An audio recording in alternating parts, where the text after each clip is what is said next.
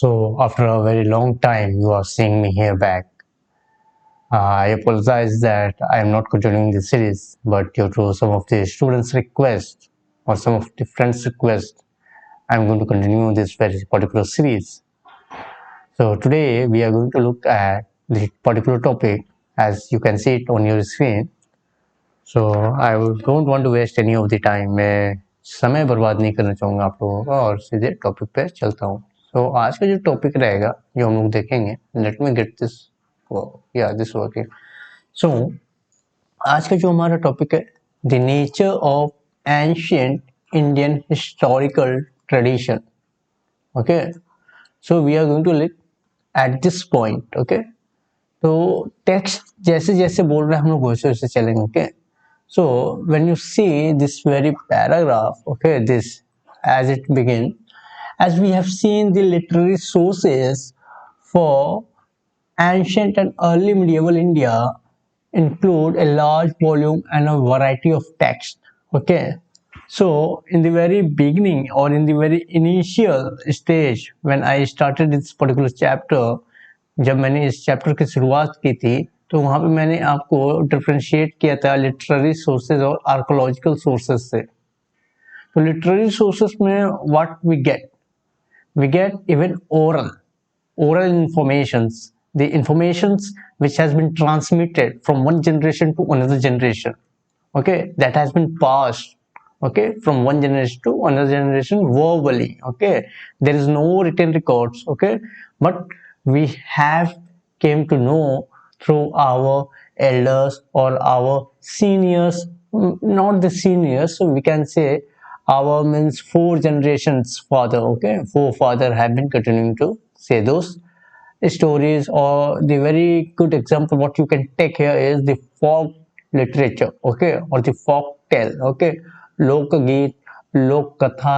तो ये जो एक जनरेशन से दूसरे जनरेशन मुंह जुबानी जिसको हम लोग कहते हैं, बोल के चीजों को हम लोग एक जनरेशन से दूसरे जनरेशन तक पहुंचाते हैं.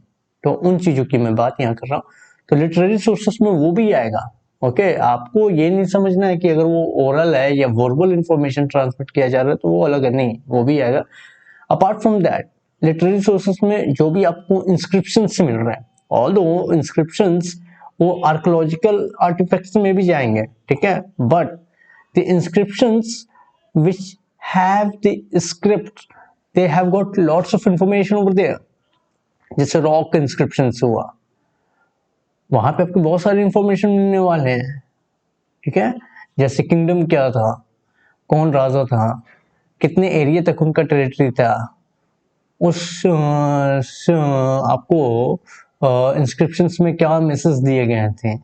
तो ये सारी चीजें वहां पे निकल के आती हैं लिटरेरी सोर्सेज पे. Apart from that we also get literary sources in the form of text that can be a foreign account.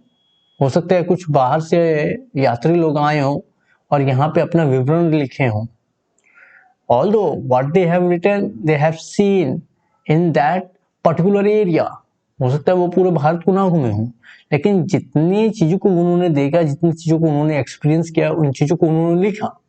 तो ये सब के सब लिटरेरी सोर्सेज में आएगा और ये हमारा एक सोर्स हो जाता है जिसके बेसिस के ऊपर हम लोग रेफरेंस लेते हैं और बताते हैं कि ये चीजें हुई थी. ओके, तो we take it as a reference, we take it as a evidence to prove, okay, our argument. तो हम अपने आर्गुमेंट को तर्क वितर्क में उसको इस्तेमाल करते हैं कि देखिए ये चीजें यहाँ लिखी गई थी और ये चीजें इनके द्वारा लिखी गई हैं. But at the mean time, what you have to notice that they are not knowing about all over the continent. वो एक केवल छोटे से प्रांत में आके लिख रहे हैं. Okay, they don't have the ideas what kind of kingdom or what is the situation, what is the culture of the other side.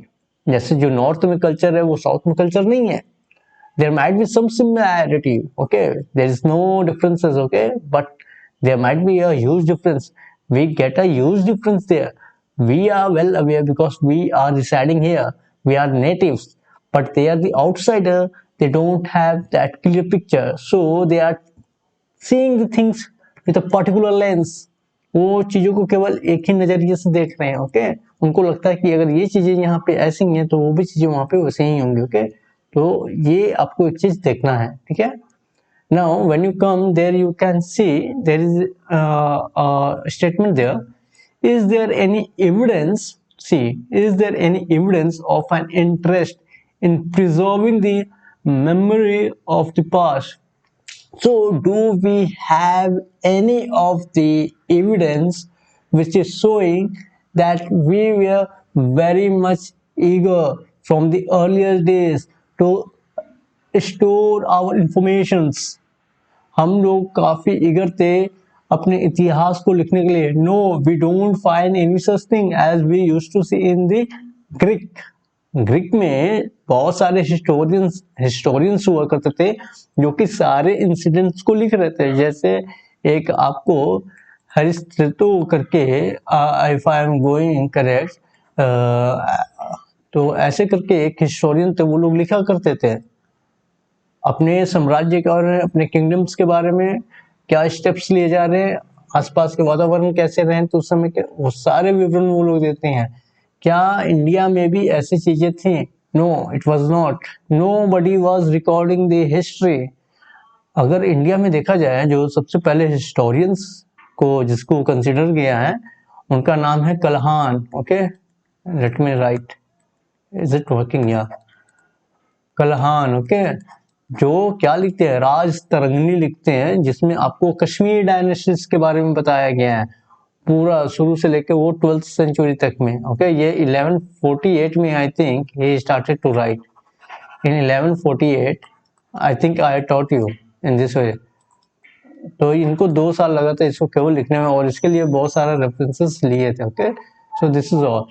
यहाँ पे आपको Romila Thapar, so you will find here Romila Thapar, okay, this particular historian, as she writes in a book, okay, and she mentions a very useful distinctions. Okay, there's a difference between embedded and externalized form of history. So what do you mean by embedded? What do you mean by externalized? तो embedded history का मतलब है that this historical consciousness, okay, the historical consciousness had to be priced out. That means you have to forcefully take it out. आपको forcefully वहां से निकालना है. You have to dug it up, the informations, and from where you are going to dug up? That's the myth, epic, and genealogy. Okay. So now we are coming to externalized history, but before that I will let you know in a very simple term. यहाँ पे embedded history का मतलब है कि आपको खुद से उन चीजों को बहुत बारीकियों से पढ़ के वहां से इंफॉर्मेशंस को निकालने हैं, उन तथ्यों को निकालने हैं, और यहाँ पे आपको काफी एक आपको संयम बरतना पड़ता है. You have to be very conscious while you are taking out the informations, क्योंकि after all this all things are based upon the interpretations, what kind of skills you are using. देखिए यहाँ पे एक टर्म आपको मिलेगा, ये जो है आपको historical, let me get some other point of, ये जो आपको मिल रहा है हिस्टोरिकल कॉन्शियसनेस, तो इसका मतलब क्या है हिस्टोरिकल कॉन्शियसनेस का मतलब?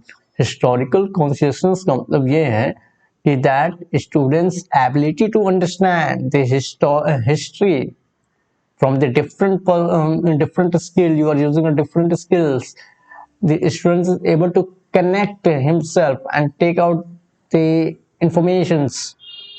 वो चीजों को समझ रहा है कि नहीं समझ रहा है, हिस्टोरिकल कॉन्टेक्स्ट क्या है वो निकाल रहा है. So that is the thing, it's the ability to make the student think. Okay, student को वहां पे सोचने, थॉट प्रोसेस डेवलप करवाना है. History is not about you are mugging up the dates and facts. How analytically you are analyzing those things or artifacts or the informations, reading between the lines. That is the thing. It has been said here. और ये externalized जो history है, what you see here, that is the externalized history. ये असल में आपको refer कर रहा है मोर एविडेंट, ओके, आपको एविडेंस बेसिस पे self consciousness, okay, how far you are able to produce those artifacts. अगर मैं कह दूं अभी कि in Vedic age we were using stone tools, so how far it is correct? Is it fully correct or fully wrong? So you will partially be agreeing that yes, stone tools were used, but at the same time we discover iron. Iron tool was also been used and it was used maximum. Stone tools को replace किए हैं यहाँ पे iron tools से Vedic age में, because we saw the expansion of agriculture field, clearing of forest, ठीक है। तो वहां पे हम लोगों ने क्या दिया, एविडेंस दिया कि हाँ हमारे पास आयरन मिल चुके थे, उसके बहुत जगह तथ्य आपको प्राप्त हो गए। So from where are you getting this all thing? You are getting this all information from other sources, ठीक है। तो और वहां पे आप एविडेंस दे पा रहे हैं, ठीक है। But if you talk about the Mahabharata, if you talk about the Ramayana, so how far you are able to give the evidence? Are you able to give that? So we have to interpret there. We have to take out the thing very conscious, means very precisely, in a very attentive manner. Okay. So if you see that rock bridge which was been formed between Sri Lanka to India or India to Sri Lanka, that's the India to Sri Lanka. So we have that evidence even today. So we can prove that. Okay. So it will be coming under the embedded. Okay. So from geographical perspective, we can put it that from that point of time we have such rocks which can be found floating on the water, जो कि पानी के ऊपर तैर सकता है। Okay, सो वहां पे हम लोग निकाल सकते हैं कि ये स्टोन वहां पे भी हुआ करता था। Okay, now we are going forward. Okay, so we have done till here. Thapar point out that embedded form of historical consciousness tended to be connected with lineage-based society and externalized one to state society. See this state society and lineage society. So which one? What does she wants to convey you? वो कहना क्या चाहती है रोमिला थापर आपसे? Embedded form of history जो बता रही हैं, तो यहाँ पे आपको दोनों चीजों को देखने के लिए मिलेगा। एक तो वंशज, जो आपको लीनियज होता है, वंशज कैसे आ रहे हैं उसको आप कनेक्ट कर पाइएगा। दूसरा साथ ही साथ ये यहाँ पे बताती हैं कि आप state society means kingdoms, okay, empire, that's all what you can connect over here. चीजें कैसे जुड़ रही हैं उसको आपको यहाँ पे इंटरप्रेट करने के लिए आपको काफी सहूलियत मिलेगी। Coming from that passage, now we are coming to this second passage, and here you see apart from list of teachers, say list of teacher like Vishwamitra, you have already seen the 10 battle of a 10 king and Rig Veda. तो वहां पे आपको दिखेंगे अलग अलग दो गुरु हुआ करते थे, एक ऋषि मुनि इस तरफ आ गए, एक ऋषि मुनि उस तरफ आ गए, and both are leading their own means disciple you can say, और they are leading their own club. तो वहां पे वो ट्रेनिंग दे रहे हैं, ठीक है। तो यहाँ पे देखिए apart from this of later Vedic, see specific later Vedic text contain certain types of composition. See, not it's clearly mentioning you that later Vedic text is somewhere having composition that is reflecting historical consciousness.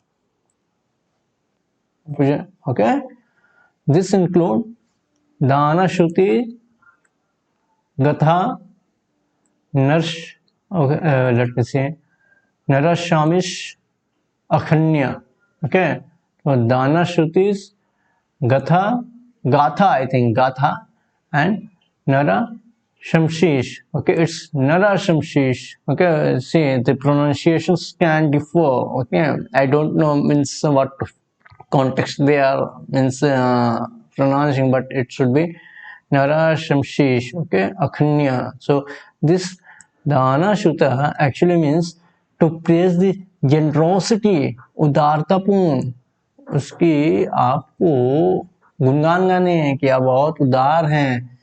Exploits of king, okay, तो राजा के बारे में है यहाँ पे. Okay, now गाथा. गाथा is a song, or that's a song which has been sung in the praise of king. राजा का गुणगान करते हुए ये गाना है, ठीक है. और ये किसी एक सर्टेन ओकेजन पे ही गाया जाएगा, या फिर certain sacrifice, occasion of certain sacrifice. Okay, अगर कुछ ऐसे चीजें हो रही हैं जहां पे लोगों की भलाई हो रही है, और जब पूरे प्रांत में लोगों की भलाई हो रही है, तो वहां पे इसका श्रेय कौन ले जाता है? राजा ले जाता है, because he is after all the head and he is the protector of his own kingdom. तो इसलिए वहां पे कहीं ना कहीं आप देखिएगा कि राजा का काफी गुणगान होते हुए वहां पे लोग जो है उनके प्रसंग में गीत गाएंगे. Okay, they are praising and singing the song for their king. Okay, now you come with Nara Shamshis. Actually, this is usually used in rituals. Okay, certain rituals which have been performed, and they are preserved in a textual form in Brahmanya and Griya Sutta. So this too is very important. Let me highlight. That is the Brahmanas and Griya Sutta. Okay, so here you will get the this Ramshamshis, this rituals been preserved in the textual form. Okay, ये जो भी चीजें वहाँ पे होंगी यहाँ पे लिखित रूप में हुआ है, क्योंकि there should not be any mistake. Okay, so now coming forward, let me get a point over here. Yeah, Akhanya. So this is a narrative hymn. Okay, and it is in the dialogue form. बातचीत के ये में है, यहाँ पे आपको चीजें बातचीत के फॉर्म में से आपको रिकॉर्ड की गई हैं. And this is somewhere referring to mythical and possibly historical events. Sorry, in the midway. So this all things which you are seeing, they are all somewhere directly connected, not indirectly, but it is direct. सीधा सीधी इसकी जुड़ाव कहाँ से है? तो performance of sacrifice, जो भी वहाँ पे बलि चढ़ रहा है, या फिर इसको यहाँ पे याजन, जो भी वहाँ पे सेक्रीफाइस होंगे, बलि चढ़ेंगे, इससे ये रिलेटेड है. Okay, so the third passage you come over here. Okay, the king list in Puran and epic.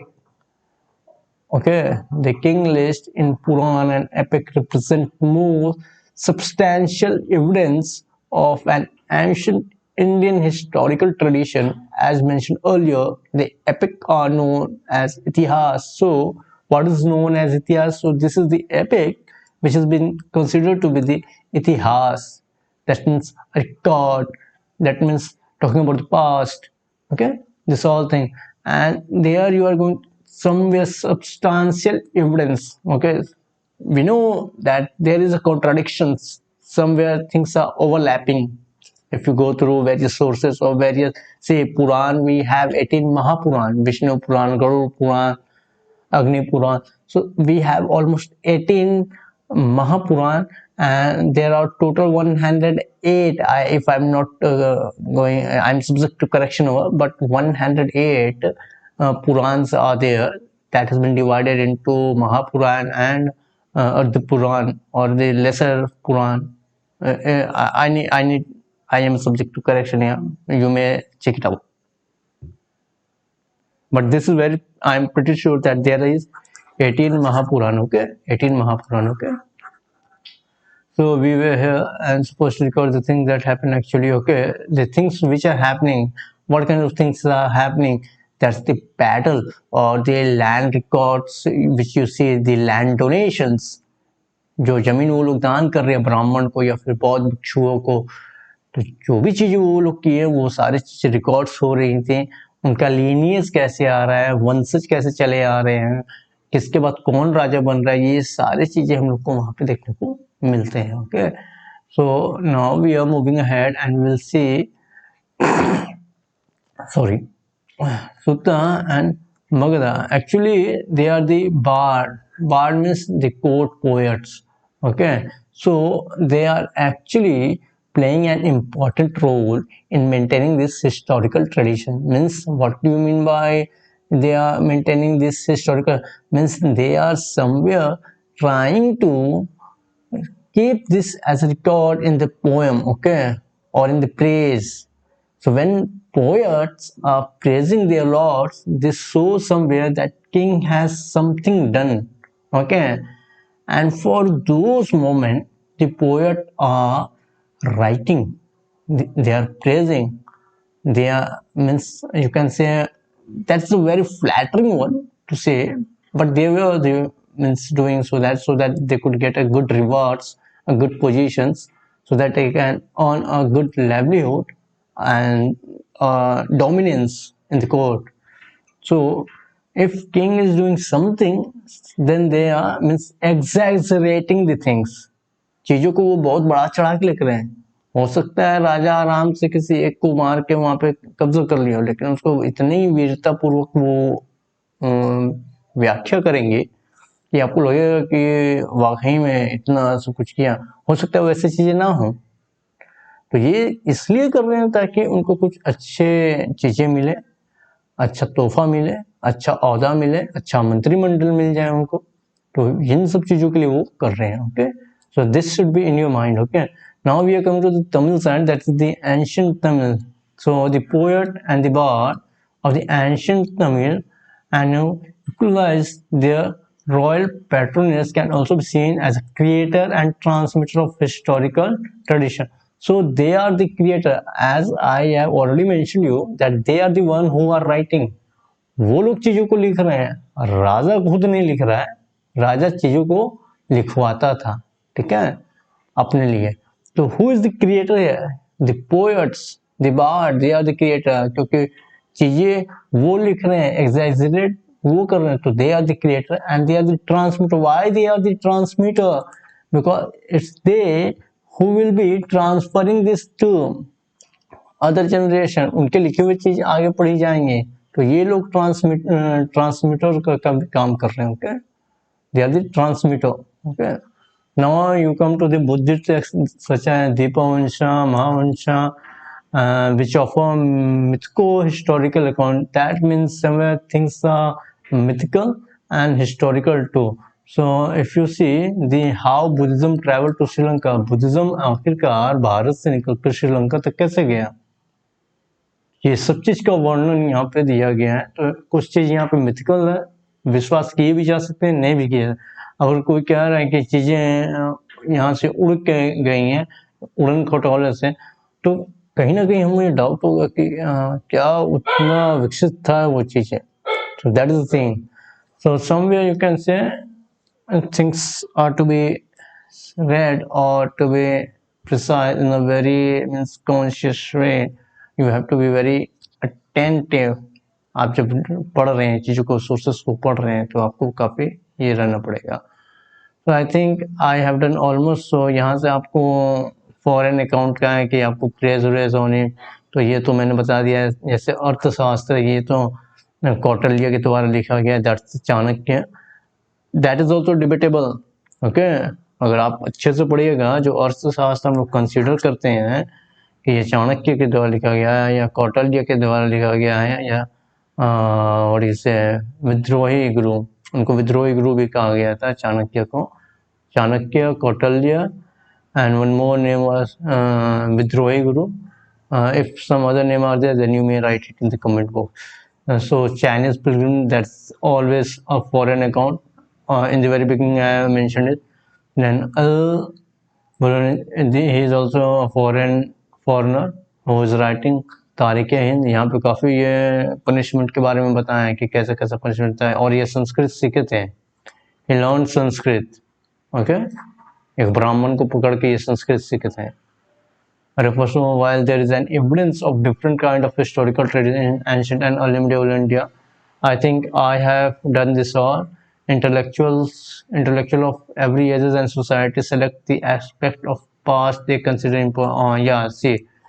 So ये चीज़ें थोड़ा सा आप ध्यान दीजिएगा। The intellectual of every age, हर एज में एक आपको इंटेलेक्चुअल लोग मिलेंगे या फिर सोसाइटी वैसे आपको मिलेंगे जो कि सेलेक्ट करते हैं, select the expect of past they consider important, जो चीज़ों को वो ज़्यादा महत्वपूर्ण समझते हैं उन चीज़ों को वो स्टोर आउट करेंगे और उन चीज़ों को वो इंटरप्रिटेट करेंगे अपने तर्क शक्तियाँ से, अपने एनालिटिकल माइंड से वो चीज़ों को काफ़ी टटोलेंगे, हर एक नज़रिए से वो परखेंगे and present them in their own way, और वो अपने तरीके से चीज़ों को आपके सामने लाके परोस देंगे।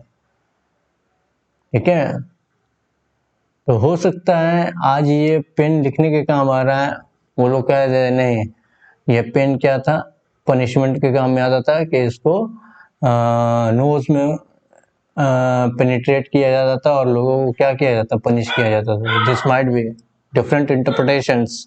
ठीक है, सो सिंस एंड ये मैं बस आपको एग्जांपल दे रहा हूँ। Since ancient and modern society differ, तो अतीत और आज का जो चीज़ है मॉडर्न सोसाइटी, वहाँ पे बहुत चीज़ें डिफर करती हैं एक दूसरे से, काफ़ी एक्सपेक्ट में, काफ़ी रेस्पेक्ट में। Okay, so you can say it is not so surprising to find major differences in their way of looking at the past. So past को देखने के लोगों के अपने अलग अलग नज़रिए हैं, लोग अपने नज़रिए से देखेंगे and that's the work of historians. So most of the time you have seen बहुत सारे टॉपिक ऐसे हैं जो कि डिबेटेबल है, उस पर डिबेट अभी भी चल रहा है, but for the student they have taken some reference point कि चलो इसको मान लेते, लेकिन वो चीज़ें भी सही नहीं है, कहीं ना कहीं उसके ऊपर भी विवाद है। जैसे आप देखिएगा the date of birth of Buddha, ठीक है, द डेथ डे, तो ये सब बहुत डिबेटेबल टॉपिक है। बहुत सारे टॉपिक हैं जो हिस्ट्री में जो कि डिबेट का मुद्दा है।